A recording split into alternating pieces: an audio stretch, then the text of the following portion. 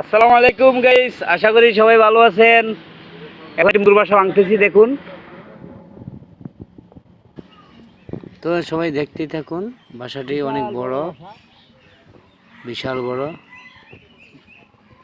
মধু 10 কেজির মতো হবে। আইডিয়া করেছি 10 কেজি হবে। তো ভিডিওটি না টেনে দেখতেই থাকুন।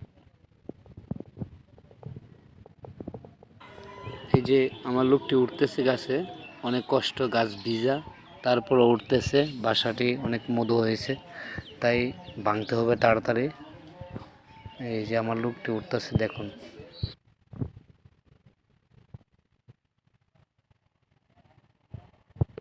ধরবো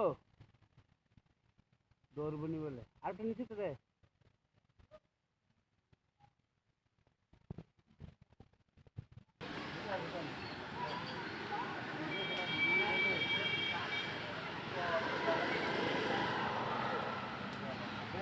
গাছটি, হ্যাঁ, গাছটি বেশি, বাসাটা বেশি একটা উপরে না, কাছেই মোটামুটি।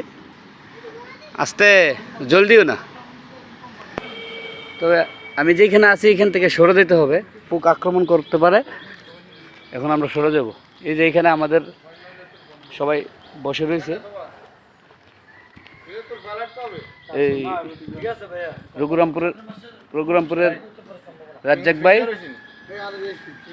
এই যে ডক্টর